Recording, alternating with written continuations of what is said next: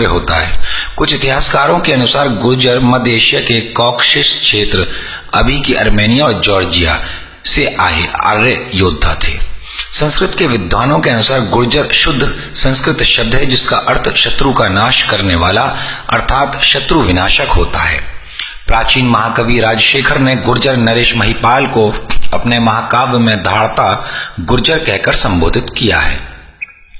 गुर्जर मुख्यतः उत्तर भारत, पाकिस्तान, कश्मीर, हिमाचल और अफगानिस्तान में बसे हैं। मध्य प्रदेश में भी लगभग अधिकांश इलाकों में गुर्जर बसे हैं और चंबल, मुरैना में इनकी बहुलता है। इसके अलावा निमाड़ और मालवा के कुछ हिस्सों में इनकी खासी तादाद है। भारत का गुजरात राज्य, पाकिस्तानी पंजाब का गुजरांवाला जिला और रावलपिंडी जिले का गुजर खान शहर, आज भी यहाँ गुर्जर रहते हैं। गुर्जर लोग पहले राजस्थान में जोधपुर के आसपास निवास करते थे। इसी कारण लगभग 6वीं शती के मध्य राजस्थान का अधिकांश भाग गुर्जरना भूमि के नाम से जाना था।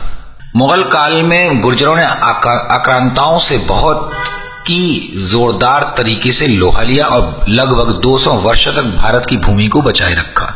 अरब लेखकों के अनुसार गुर्जर उनके सबसे भयंकर शत्रु थे। अगर गुर्जर नहीं होते तो भारत पर 12वीं सदी से पहले ही अरब का अधिकार हो जाता। 12वीं सदी के बाद गुर्जरों का पतन होना शुरू हुआ और ये कई शाखाओं में बढ़ गए। गुर्जर समुदाय से अलग अलग हुई जातियां बाद में बहुत प्रभावशाली होकर राजपूत और ब्राह्मणों से में भी जा मिली।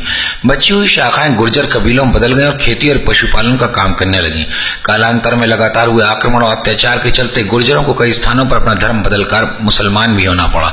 उत्तर प्रदेश, हिमाचल और जम्मू कश्मीर में रहने वाले गुर्जरों की स्थिति थोड़ी अलग है। यहाँ हिंदू और मुसलमान दोनों ही गुर्जर देखे जा सकते हैं, जबकि राजस्थान में सारे गुर्जर हिंदू हैं। दूसरी ओर पंजाब में धर्म की रक्षार्थ कुछ गुर्जर सिख भी बने। 6वीं सदी के बाद गुर्जरों ने अपनी सत्ता कायम की। 7वीं से 12वीं सदी में गुर्जर अपने चरम पर थे। गुजरात के भीमपाल और शिववंशज भी गुर्जर ही थे, जिन्होंने अरब आक्रमणकारियों को लगभग 200 साल तक भारतीय सीमा से खदेड़ा।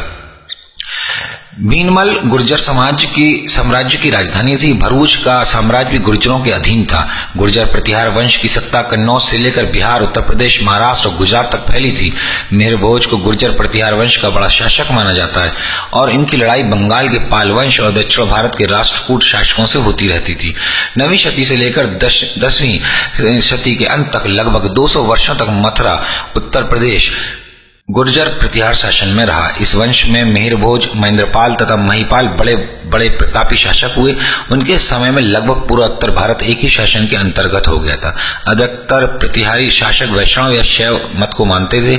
उस समय के लेखों में उन राजाओं को विष्णु तथा शिव तथा भगवती का भक्त बताया गया और इतिहासकार बताते हैं कि मुगल काल से पहले तक राजस्थान तथा गुजरात गुर्जरता यानी गुर्जरों से रक्षित देश या गुर्जर भूमि के नाम से जाना जाता था। और अरब लेखकों के अनुसार उन्होंने स्वीकार किया कि गुर्जर उनके सबसे भयंकर शत्रु थे तथा उन्होंने ये भी कहा है कि अगर गुर्जर नहीं होते तो भारत पर 12वीं सदी से पहले ही अधिकार कर लेते। तो दोस्तों, ये था गुर्जर, जिन्हें लोग भाषा में बदलकर गुज्जर के नाम से जानते हैं।